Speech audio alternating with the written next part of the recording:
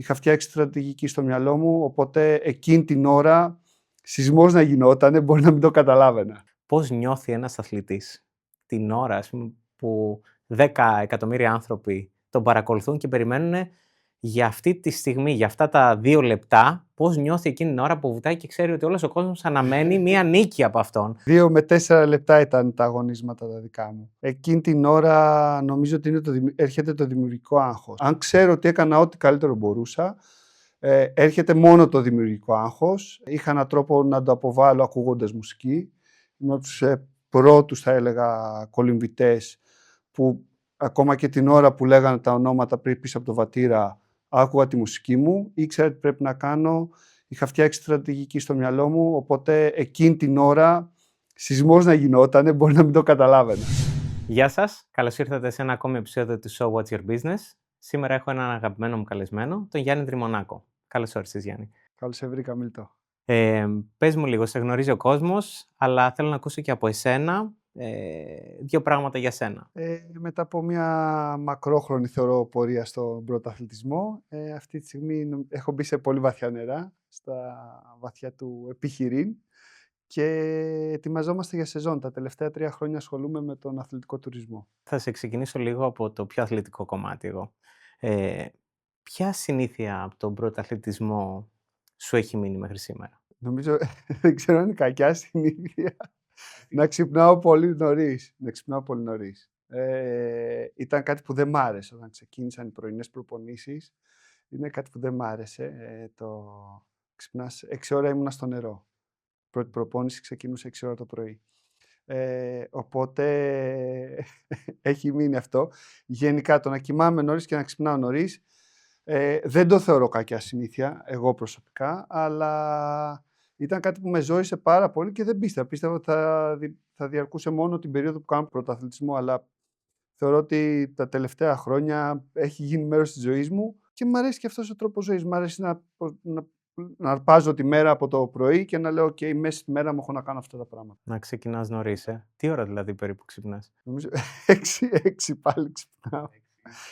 Η αλήθεια είναι ότι θα δουλέψω, ειδικά τους χειμερινούς μήνες, θα δουλέψω από το πρωί σε σχολεία που δουλεύω, σε ιδιωτικά σχολεία, ως προπονητής κολύμβησης, αλλά και το καλοκαίρι που ξεκινάει η μέρα μου, η δουλειά μου στις 10, 9.30-10, θα ξυπνήσω το πρωί να πάω γυμναστήριο. Οπότε πάλι θα βάλω το ξυπνητήρι 6.30, πολλές φορές ξυπνάω και μόνος μου.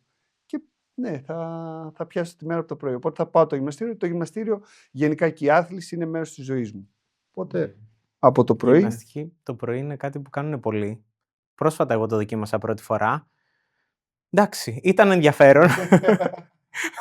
Μου άρεσε. Δεν ξέρω αν θα το διατηρούσα για μόνιμα, αλλά έχεις όντως ενέργεια.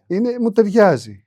Ξεκινάει η μέρα μου διαφορετικά, ναι. Και πες μου κάτι άλλο. Τι δεν καταλαβαίνει ο κόσμος, τι δεν γνωρίζει για το τι σημαίνει να αγωνίζεσαι σε Ολυμπιακούς Αγώνες? Νομίζω ότι ο κόσμος δεν βλέπει όλη την προετοιμασία από πίσω. Τις θυσίες προφανώς που γίνονται. Ασχετά αν εκείνη την ώρα ο αθλητής αντιλαμβάνεται ως θυσίες. Εγώ τουλάχιστον δεν ένιωθα ότι θυσιάζω κάτι. Αν θες όσο μεγάλο να συνειδητοποιούσα ότι δεν τα έκανα αυτά σε αυτή την ηλικία. Και θέλω να. Εντάξει, είχα το δόξα τω Θεώ το χρόνο να τα κάνω και αργότερα. Και κάποια πράγματα που και ως χαρακτήρα δεν με ένοιαζε να τα κάνω. Δηλαδή, αυτά τα πάρτι, ξενύχτια, αυτά που έκαναν παιδιά, κάνουν όλα τα παιδιά. Κάνουν όλοι σε αυτή την ηλικία, ναι. Και δεν βλέπουν την σωματική και την ψυχική καταπώνηση. Η καθημερινή ψυχική καταπώνηση που πρέπει κάθε μέρα να υπερβαίνεις τα όρια σου. Γίνεται τρόπος ζωής. Ήμουνα κάποιος άνθρωπος που ζητούσε αυτό το πράγμα. Δεν μ' άρεσε αυτός ο τρόπος ζωής και να φτάσω τον οργανισμό μου στα όρια του, να αποδείξω στον εαυτό μου βασικά ότι είμαι καλός αθλητής, ότι θα τα πάω καλά, ότι. Και νομίζω ότι αυτό δεν μπορεί να συνειδητοποιήσει και ότι την όλη δυσκολία, ότι είτε νιώθεις κουρασμένος, μια κακή σου μέρα. Να σου φέρω παραδείγματα. Γιορτές δεν υπήρχαν. Στα γενέθλιά σου δεν έκανες κάτι. Χριστούγεννα, 10 μέρες διακοπές το καλοκαίρι, that's it. όλο τον υπόλοιπο χρόνο προετοιμαζόσουν για αυτό το σκοπό. Γι' αυτό τον αγώνα, ήταν ευρωπαϊκό, ήταν παγκόσμιο. Πόσο μάλλον όταν ήξερες ότι σε 4 χρόνια είναι οι Ολυμπιακοί Αγώνες, είτε σε 3 χρόνια, δηλαδή όσο πλησίαζε ο καιρός, γινόταν όλο και πιο έντονο. Όχι, δεν είναι. Και πρωτοχρονιά έχει τύχει να είμαι προετοιμασία και να κολυμπάμε πρωί-απόγευμα. Έχει πολλή θυσία. Ναι, με βλέπεις Το να αγαπάς γελάω, πολύ αλλά και ναι, να το... ναι. Σκέφτηκες μέσα σε όλο αυτό σε κάποιο στάδιο να τα παρατήσεις? Καλά, εννοείται. Δεν θα ήταν και φυσικό νομίζω αν δεν μου περνούσε από το μυαλό. Τουλάχιστον εγώ νιώθω ότι είμαι φυσιολογικός άνθρωπος, οπότε ναι, δεν είναι ευχάριστο. Η καθημερινή καταπώνηση σωματική και ψυχική δεν είναι ευχάριστο. Οπότε θεωρώ ότι μετά από λίγο έγινε μέρος της δουλειάς μου. Και από τη στιγμή που έγινε μέρος της δουλειάς σου, κάθε μέρα θες να πας στη δουλειά? Όχι. Άρα και εγώ δεν ήθελα κάθε μέρα να πάω για προπόνηση. Είναι μια συνήθεια Ναι, που όσο και κάνεις αν γιατί έχεις ένα έχεις στόχο. το στόχο σου, όσο και να έχεις το στόχο σου, υπάρχουν μέρες που σηκώνεις και λες δεν θέλω να πάω, αλλά πρέπει να πάω. Είμαι πτώμα, δεν νιώθω καλά σήμερα, είμαι ταλαιπωρημένος. Δεν είναι, είσαι πιο θεωρώ, ειδικά στα Ολυμπιακά αθλήματα, χωρίς να θέλω να αδικήσω τα άλλα αθλήματα, είσαι πιο επαγγελματίας από τους επαγγελματίες, γιατί είναι κάτι που αγαπάς και είναι κάτι που θες πάρα πολύ, άσχετα αν υπάρχει οικονομικό κίνητρο ή όχι. Οκ, καταλαβαίνω. Σκεφτόμουν πάντα όταν έβλεπα Ολυμπιακούς Αγώνες ή γενικά έναν σημαντικό αγώνα, πώς νιώθει ένας αθλητής την ώρα, ας πούμε, που 10 εκατομμύρια άνθρωποι τον παρακολουθούν και περιμένουν για αυτή τη στιγμή, για αυτά τα 2 λεπτά, πώς νιώθει εκείνη την ώρα που βουτάει και ξέρει ότι όλος ο κόσμος αναμένει μία νίκη από αυτόν. Έχει ένα τεράστιο βάρος, τέλος πάντων, στο πώς το αισθανόμουν εγώ. Πώς νιώθουν εκείνη τη στιγμή που έχουν κάνει μια προετοιμασία πιθανόν 4 χρόνια, όπως είπες, και τελικά όλα θα κριθούν σε 2 λεπτά. Ναι. Σε 5 λεπτά. Πολλά λες. Ναι. 2 με 4 λεπτά ήταν τα αγωνίσματα τα δικά μου. Εκείνη την ώρα νομίζω ότι έρχεται το δημιουργικό άγχος. Εμένα, σε όλη μου την καριέρα και σε όλη μου τη ζωή, τους στόχους που βάζω θέλω να ξέρω όταν έρθει η ώρα να αποδείξω και να αγωνιστώ και να μπορέσω τέλος πάντων να κάνω το καλύτερο δυνατό, είναι ότι το πριν, ό,τι έχει προηγηθεί για να φτάσω εκείνη την ώρα να ανέβω στο βατήρα που με βλέπουν όλα αυτά τα μάτια, ότι έκανα ό,τι καλύτερο μπορούσα. Αν ξέρω ότι έκανα ό,τι καλύτερο μπορούσα, έρχεται μόνο το δημιουργικό άγχος. Είχα έναν τρόπο να το αποβάλω ακούγοντας μουσική. Είμαι από τους πρώτους, θα έλεγα, κολυμβητές που ακόμα και την ώρα που λέγανε τα ονόματα πριν πίσω από το βατήρα, άκουγα τη μουσική μου, ήξερα τι πρέπει να κάνω. Είχα φτιάξει στρατηγική στο μυαλό μου, οπότε εκείνη την ώρα σεισμός να γινότανε, μπορεί να μην το καταλάβαινα. Είχες αφοσιωθεί, Ναι. είχες ορίσει τα πλαίσια. Η αλήθεια είναι ότι βοήθησε πάρα πολύ ότι η πρώτη μου συμμετοχή στους Ολυμπιακούς Αγώνες ήταν στις 16 χρονών, στο Σίδνεϊ, στην Αυστραλία. Στην Αυστραλία το εθνικό τους άθλημα είναι η κολύμβηση, οπότε με το καλημέρα την ώρα που βγήκα ήταν τρομερό το σοκ και τρομερή εκείνη την ώρα η αδρεναλίνη. Οπότε χωρίς να το θέλω, έγινε μέρος της ζωής μου και να πω «οκ, αυτό είναι». Ίσα-ίσα στα άλλα στάδια, ειδικά, δυστυχώς βέβαια, στα ελληνικά στάδια ήταν πολύ λιγότερα τα άτομα. Στα 16 μου τόσος κόσμος να βλέπει εμένα, είναι αυτό που λέει το τσιρότο που το βγάζει μια και καλή γρήγορα, πονές δεν πονές, κάπως έτσι ήταν και αυτό. Οπότε μια και καλή. Ήταν πολύ έντονο. Και ήταν η στιγμή που αποφάσισα ότι θα ήθελα στο υπόλοιπο της καριέρας μου, όσο διαρκούσε, που δόξα τω Θεώ κράτησε πολλά χρόνια, ότι θέλω να κάνω αυτό, θέλω να πετύχω πώς πέτυχε αυτός ο Αυστραλός, αυτός ο Αμερικάνος, αυτός ο Ολλανδός και ούτω καθεξής. Θέλω να γίνω σαν κι αυτόν. Κατάλαβα. Πήρες και εσύ τα πρότυπά σου, είδες πράγματα, είδες στοιχεία που σου αρέσουν και μάλλον εκεί ήταν η πρώτη στιγμή που πήρες και την ικανοποίηση που περίμενες τόσα χρόνια. Και εποχές χωρίς να μπορείς να μπεις στο διαδίκτυο και να δεις όλα αυτά που βλέπεις τώρα, έτσι. Άρα ή τα ζούσες live ή δεν μπορούσες να ξέρεις πώς είναι. Και πες μου, τι δεν φαίνεται πίσω τελικά από ένα μετάλλιο που έρχεται? Νομίζω ότι όλη αυτή η προσπάθεια, Στα μετάλλια είναι, ξέρεις, όλοι μπροστά, όλοι φίλοι σου, αλλά όλοι σε αγαπάνε. Στο πίσω όμως κρίνεις τους ανθρώπους, αυτούς που κάθονται πίσω και κάθονται και σε στηρίζουν. Δεν φαίνεται να ξυπνάς, να χιονίζει. Έχει τύχει στην κολυμβητική μου πορεία να ανεβαίνω στο βατήρα, ανοιχτή πισίνα, στο ηλίσιο κολυμβητήριο και να έχει 5 πόντους χιόνι. Και να είμαι με μαγιό, να πατήσω πάνω στο βατήρα με 5 πόντους χιόνι, να κάνω πώς κάνουν τα αγγελάκια τα παιδάκια και να βουτήξω κανονικά στην πισίνα και ακολουθεί. Η πισίνα είναι θερμαινόμενη. Okay. Ήταν γύρω Απ' έξω όμως δεν είναι. 24 βαθμούς. Έκανα αναπνοή και έπεφτε το χιόνι μέσα στο στόμα μου.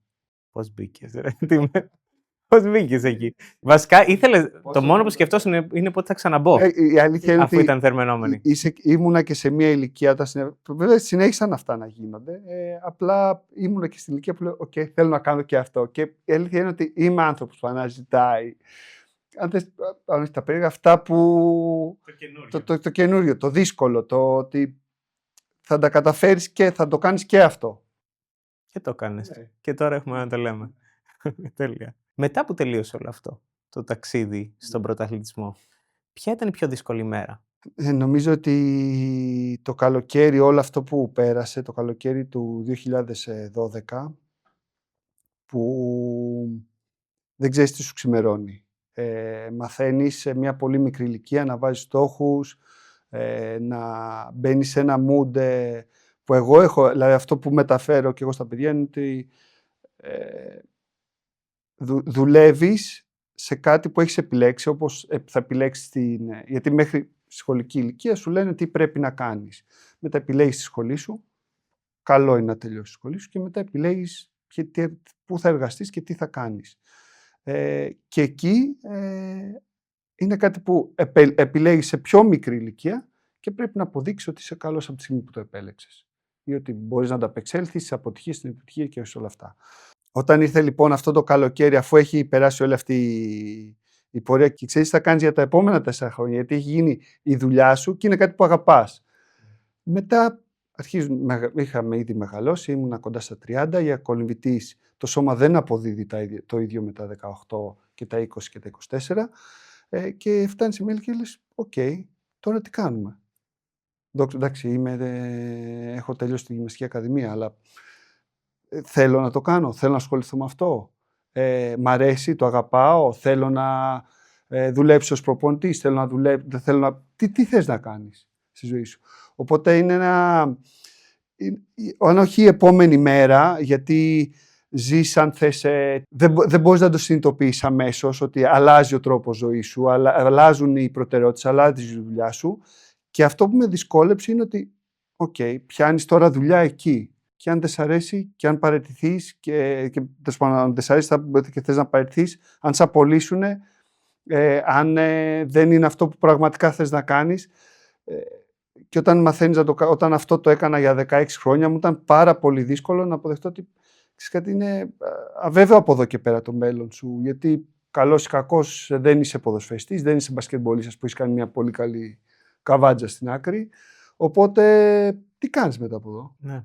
Το άθλημα αυτό δεν έχει δεν τις αποδοχές της αυτών. Και σε βάζει και από την αρχή, είναι αυτό που λες, γιατί στα 16 έχεις μια φυσική εξέλιξη, σε 18-20, απλά κάνεις κάτι, βλέπεις ότι είσαι καλός σε αυτό και ήταν η φυσική εξέλιξη να ασχοληθείς με τον πρωταθλητισμό σε αυτό.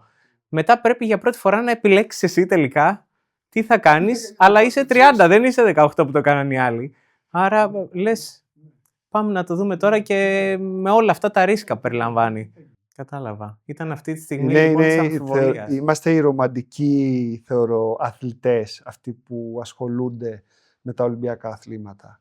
Οι ρομαντικοί του αθλητισμού, λέω εγώ. Γιατί πραγματικά αγαπάμε αυτό που κάνουμε από τη στιγμή που δεν απολαμβάνουμε δεν έχουμε τις αποδοχές μάλλον αυτές που τέλος πάντων της προσπάθειάς μας. Πρέπει να το βλέπεις με τη δική σου οπτική για να περάσεις καλά μέσα σε όλο αυτό. Ναι. Μετά τελικά που κάτι ξεκίνησες από την αρχή. Τι φοβήθηκες περισσότερο εκεί στην έναρξη? Νομίζω ότι σε κάθε έναρξη είναι το δύσκολο κομμάτι. Θα έλεγα ότι ο πρωταθλητισμός με βοήθησε πάρα πολύ σε αυτό. Στο Να είμαι στρατιώτης, να είμαι αποφασισμένος, να είμαι πειθαρχημένος στο τι θα κάνω. Απλά πηγαίνει σε άγνωστα νερά. Αυτό, δηλαδή, αυτό με φοβίζει περισσότερο απ' όλα. Είναι ότι πράγματα καινούρια που δεν τα γνωρίζεις πρέπει να τα μάθεις σε πολύ μικρό χρονικό διάστημα, γιατί έχει περάσει ο καιρός. Πρέπει να τα μάθεις γρήγορα, γιατί πια η ζωή μας κινείται πάρα πολύ γρήγορα σε όλους τους τομείς. Οπότε πρέπει και εσύ να προχωρήσεις για να μπορέσεις να πετύχεις. Δηλαδή δεν έχεις χρόνο το τι καινούριο θα βρεις, το τι θα αλλάξεις, σε τι θα διαφοροποιηθείς από τους άλλους. Όλα αυτά τα κομμάτια νομίζω ότι εμένα με φόβησαν πάρα πολύ, η αλήθεια είναι στην αρχή, πάρα πολύ. Ποια ήταν αυτά τα πράγματα που σκέφτηκες, πώς γεννήθηκε αυτή η ιδέα με τα cruises? Η ιδέα με το swimming cruise. Η ιδέα ξεκίνησε πώς θα μπορούσα να συνδυάσω δύο πράγματα που αγαπάω πάρα πολύ, το υγρό στοιχείο και η κολύμβηση. Και πώς θα μπορούσα να τα συνδυάσω, βέβαια ευλογημένος θεωρώ σε αυτό το κομμάτι, σε μια χώρα που περιτριγυρίζεται από θάλασσα, πάρα πολλά νησιά, πάρα πολλά ωραία όμορφα μέρη. Πώς θα συνδυάσω αυτά τα δύο πράγματα. Κάνοντας ένα ταξίδι στο εξωτερικό για kitesurf, από εκεί ξεκίνησε η ιδέα. Νομίζω ότι πολλές ωραίες ιδέες ξεκινάνε ταξιδεύοντας, βλέποντας λίγο με άλλη ματιά την ώρα που χαλαρώνεις κάτι που ζεις. Οπότε συμμετείχα σε ένα kiteboarding cruise που έκανα kitesurf στην Καραϊβική κάθε μέρα και σε διαφορετικό σημείο. Ήταν τις ωραιότερες διακοπές της ζωής μου. Και γυρνώντας άρχισα ουσιαστικά να φτιάχνω αυτό το project στο μυαλό μου, μετά να το γράφω σε ένα χαρτί, boomer λιγάκι, αλλά οκ, να το γράφω σε ένα χαρτί και σιγά σιγά να αρχίσω να το στείνω με το καλύτερο ιδανικό σενάριο και ακόμα καλύτερο από αυτό που έζησα. Οπότε κάπως έτσι ξεκίνησε, συνδυάζοντας δύο μου μεγάλες αγάπες, τη θάλασσα και την κολύμβηση, κάνοντας αυτό το ταξίδι. Λέω, αν το κάνεις σωστά, μπορεί αυτό το πράγμα να πετύχει στην Ελλάδα. Και τι ήταν αυτό τελικά που έκανες, αυτό το cruise? Συνδυάζει, όπως είπα στην αρχή, είναι αθλητικός τουρισμός. Συνδυάζει διακοπές σου που έχεις μέσα 1-2 ώρες άθλησης. Δεν συζητάμε για αθλητικό κάμπ. Δεν απευθυνόμαστε σε πρωταθλητές, απευθυνόμαστε σε ανθρώπους που θα πάνε στο γυμναστήριο στη Σύφνο που θα κλείσουν, στην Κύθνο που θα κλείσουν, στην Πάρο, οπουδήποτε και πας, ή θα πάνε να γραφτείς στο γυμναστήριο για κάποιες μέρες, ή θα τρέξεις, βλέπεις αρκετούς τουρίστες και Έλληνες να τρέχουν, να κάνουν κάποιες ασκήσεις στην παραλία. Εγώ εκεί βρίσκομαι για να συνδυάσω την κρουαζιέρα, θεωρώ με ένα μέσο αρκετά πολυτελές όπως είναι το ιστιοπλοϊκό, την κρουαζιέρα, την εμπειρία, να έχεις έναν άνθρωπο ως guide που θα σε κατευθύνει στο τι θα κάνεις, το κομμάτι της ασφάλειας πάνω στην κολύμβηση, το πώς θα το κάνεις με ασφάλεια, το πώς θα το κάνεις σωστά ώστε να πάρεις και ένα tip πίσω, ώστε έμαθα και κάτι στις διακοπές που πήγα, δηλαδή έκανα κολύμβηση, αλλά τις έκανα σωστά, πρέπει τώρα να βελτιωθώ σε αυτό, δηλαδή τους βάζω αν θες και κίνητρα, επιστρέφοντας στη χώρα τους ή επιστρέφοντας στην Αθήνα, στη Θεσσαλονίκη, οπουδήποτε και έχουν γραφτεί σε μια πισίνα, να συνεχίζουν να αθλούνται, να αθλούνται ακόμα πιο σωστά και είναι μέρος της καθημερινότητας. Και όλο το υπόλοιπο είναι ότι θα έκανες στις διακοπές. Θεωρώ ότι υστερούμε στην κατεύθυνση και πια ο τουρίστας, ο Έλληνας, αυτός που θα πάει για διακοπές, θεωρώ ότι το experience σου λείπει. Μπράβο. Είναι η εμπειρία. Ναι. Αυτό έχω εισπράξει κι εγώ, δηλαδή, από αυτό που ξέρω ότι κάνεις, ότι μπορεί να έρθει οποιοσδήποτε, αλλά θα μάθει πράγματα. Δηλαδή, θα κάνει κολύμπι, θα το κάνει σε ανοιχτή θάλασσα και θα του πεις και μετά, κοίταξε να δεις, θέλεις να βελτιωθείς, εγώ θα σου δώσω την πληροφορία. Ναι. Αν θέλεις, το παίρνεις και το κάνεις ό,τι θέλεις εσύ. Η αλήθεια είναι ότι από τα ωραιότερες στιγμές που βλέπω τους πελάτες έτσι με χαμόγελο και το προσπαθούν και την άλλη μέρα το περιμένουν πώς και πώς. Είναι τότε τους βγάζουμε βίντεο κάτω από το νερό και μετά καθόμαστε στο λάπτοπ και τους εξηγώ τα λάθη τους και το πώς προσπαθούν να βελτιωθούν την επόμενη μέρα, που για μένα το βλέπω φυσικά, το βλέπω ποιο είναι το λάθος και ποιο όχι, αλλά το ζήλο τους να το αλλάξουν την επόμενη μέρα και να δούνε το προσωπικό του space, ότι έχω βελτιωθεί, ότι ναι, ένιωθα καλύτερα εκείνη την ώρα ή δεν με επηρέασε τόσο εκείνη την ώρα κάποιο ρεύμα στη θάλασσα που μπορεί να είχε. Απευθύνομαι περισσότερο σε ενήλικες που έχουν μια δύσκολη καθημερινότητα με τις δουλειές τους. Και μια ωραία διέξοδος θεωρώ ότι είναι ο αθλητισμός. Μια πολύ ωραία διέξοδος. Και το πιστεύω και να το περάσω αυτό στους ανθρώπους. Οπότε αυτή η διέξοδος το να μπορέσει να έχει και ένα στόχο στο τέλος, άσχετα αν είναι ερασιτεχνικός ή αν είναι ερασιτέχνης αθλητής ή επαγγελματίας αθλητής, είναι κάτι που σου μένει και νομίζω ότι η ικανοποίηση είναι αντίστοιχα πολύ ευχάριστη στο τέλος, ότι τα κατάφερα και πέτυχα, όπως μια προαγωγή και ούτω καθεξής. Κατάλαβα. Και σίγουρα σε χαλαρώνει όλο αυτό.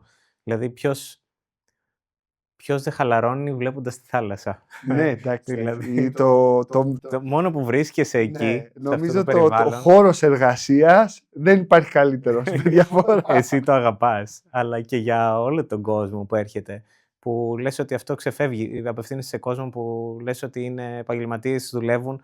Όντως, γιατί ξεφεύγεις? Θα έρθεις 5 μέρες, 7, μονοήμερο, ανάλογα τι κρούζ θα έχεις κλείσει και θα ξεφύγει το μυαλό σου. Και αν έχεις βέβαια και την άλλη μέρα να περιμένεις κάτι και την άλλη.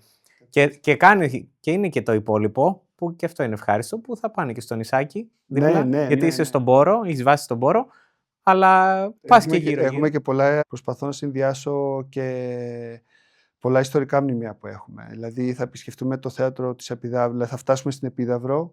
Θα τους κανονίσω ταξί να πάνε να δουν το αρχαίο θέατρο της Επιδαύρου. Στην Ύδρα, όταν επισκεφτόμαστε την Ύδρα, στους Γρηγόρη ότι εκεί βρίσκεται το μουσείο, αξίζει να πάνε να το δείτε και ούτω καθεξής. Δεν είναι, δηλαδή τα μέρη μας είναι μοναδικά. Και πόσο μάλλον, αν μπορείς να πας με σκάφος, που θα δεις και τις παραλίες που δεν υπάρχει πρόσβαση. Καλά, αυτό το έχω ζήσει κι εγώ και έχουμε πάει και μαζί. Εντάξει, είναι η αλήθεια ότι κάποιες παραλίες μπορείς να πας μόνο με το σκάφος. Ναι, δεν μπορείς να πας αλλιώς. Και αυτό κιόλας το κάνει και πιο μαγευτικό και δεν θα έχει και αυτό το overcrowded. Δεν θα έχει κόσμο πολύ. Άρα θα το ζήσεις σε επίπεδο τέλος πάντων πιο φιλικό, πιο απαρεΐστικο και θα πάρεις όλη αυτή την εικόνα και την εμπειρία από εκεί γύρω. Και όλο αυτό έτσι όπως το έκανες, πού κατάλαβες, σε ποιο στάδιο? Τώρα είναι μερικά χρόνια που το έχεις ξεκινήσει αυτό με τις κρουαζιέρες αυτές, τις mini κρουαζιέρες, swimming κρουαζιέρες, δεν ξέρω πώς πρέπει να είναι. Γενικά πια έχουμε βάλει και γιόγκα μέσα, έχουμε βάλει και άλλα αθλήματα, οπότε θα έλεγα multi-sport κρουαζιέρες, αλλά ειδικευόμαστε αυτό, δηλαδή αυτό είναι το main sport, ας πούμε, που είναι και ιδανικό όταν έχει 25 και 30, 25 καλά θα είναι, 30 και 40 βαθμούς, δεν μπορείς να κάνεις και πολλά πράγματα. Στη θάλασσα θα πας. Ναι, στη θάλασσα θα πας, οπότε εκεί θα μπορείς να αθληθείς. Δηλαδή, θα βγεις για τρέξιμο, πρέπει να περιμένεις να πέσει ο ήλιος. Ναι, ακριβώς, να ανοιχτώσει. Άμα θες λίγο να αθληθείς. Και πού κατάλαβες λοιπόν ότι θα πετύχει όλο αυτό? Εγώ καταλαβαίνω. Εγώ νιώθω. Εγώ αντιλαμβάνομαι ότι όταν κάποιος το θέλει πολύ κάτι. Όταν παίρνεις τα χαμόγελα στην επιστροφή της κρουαζιέρας. Τα χαμόγελα, τα μηνύματα που έχει τύχει να πάρω ότι συμμετείχα σε αυτόν τον αγώνα και πήγα καλύτερα, ότι θα ξανάρθουνε, ότι το ζουνε σαν να είναι λόκα, σαν να είναι μέρος, σαν να είμαστε είμαστε ένα community, μια κοινωνία, μια πολύ μικρή κοινωνία του πόρου που το έχει αγκαλιάσει όλο αυτό και γινόμαστε όλοι μια παρέα. Κρατάνε επαφές μεταξύ τους και περιμένουν τον επόμενο χρόνο που θα έρθουν ή συζητάνε, αν δεν τα καταφέρουμε τον επόμενο χρόνο να θα έρθουμε τον μεθεπόμενο. Αν μπορούμε να έρθουμε ξανά οι ίδιοι, νομίζω ότι αυτά είναι τα σημεία που λες ότι είσαι σε καλό δρόμο. Κάτι κάνω καλά, λες, δεν γίνεται.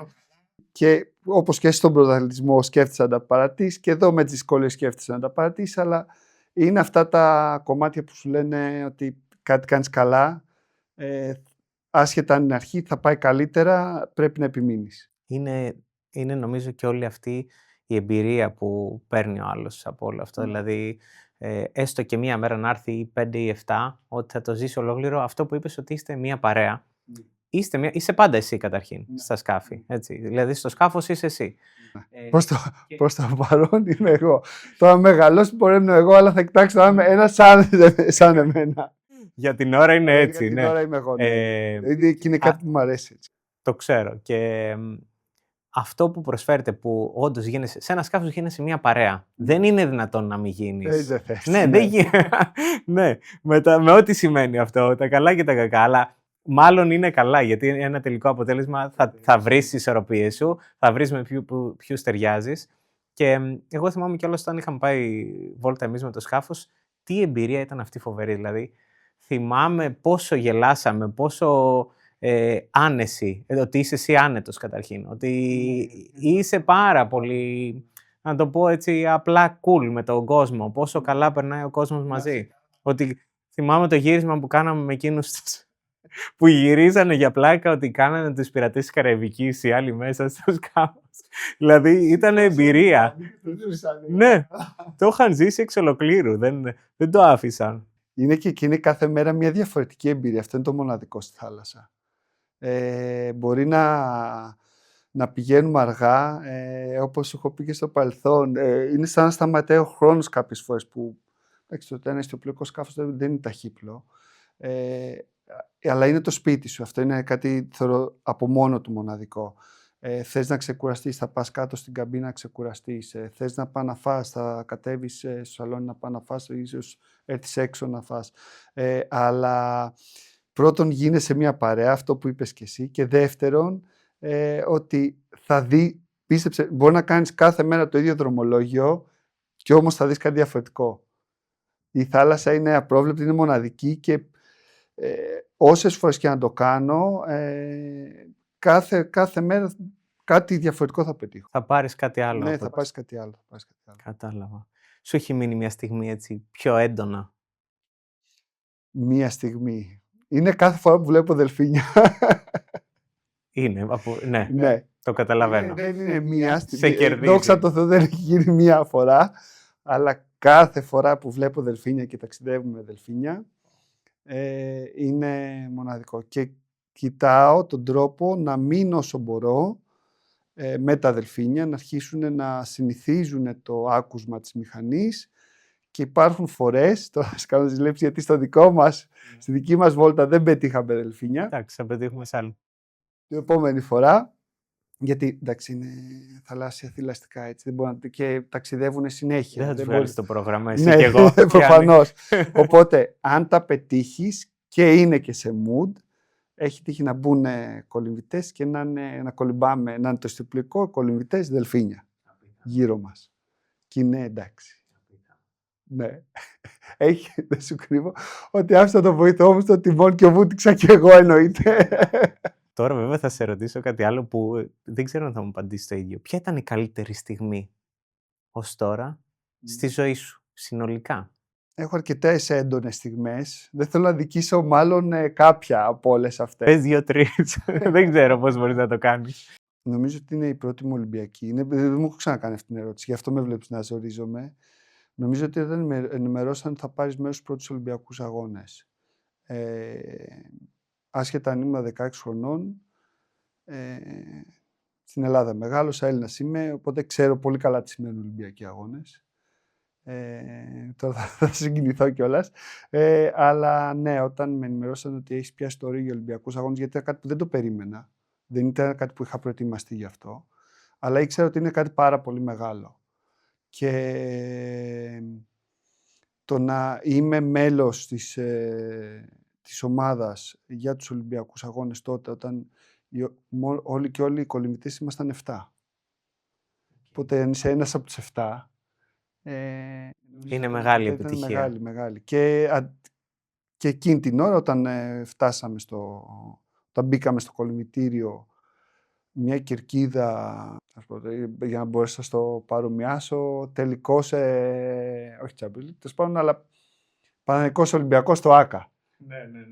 Κερκίδες τέτοιες που δεν τις είχα ξαναδεί ποτέ στη ζωή μου και ξαφνικά βρίσκεσαι εκεί και πραγματικά ήταν οι κερκίδες, μάλιστα τότε είναι από τη μία πλευρά και κουνιόταν όλο το κτίριο από τις φωνές. Και λες, είμαι εγώ εκεί.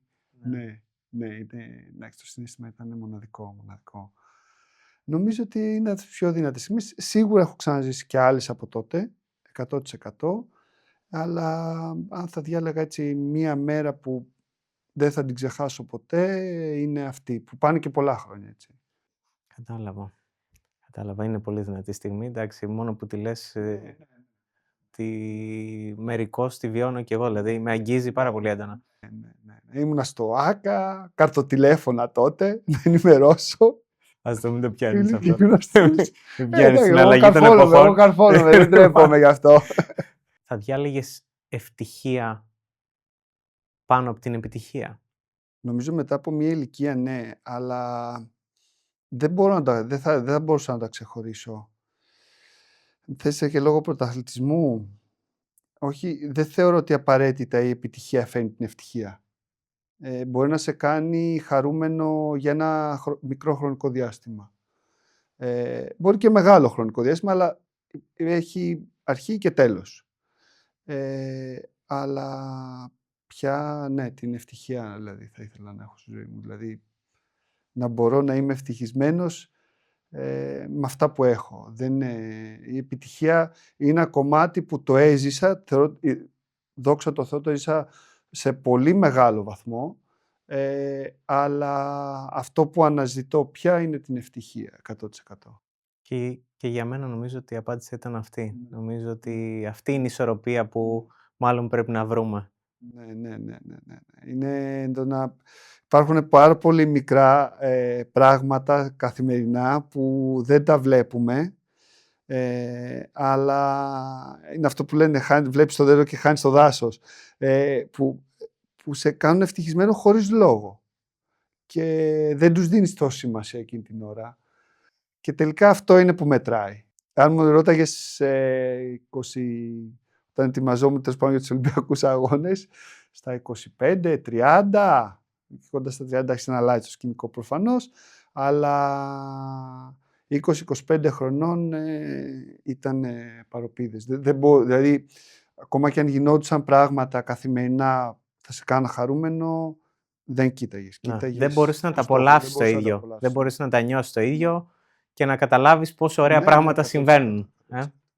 Ευχαριστώ πάρα πολύ. Εγώ ευχαριστώ. Σας ευχαριστώ πολύ και θα είμαστε μαζί πάλι στο επόμενο επεισόδιο του So What's Your Business?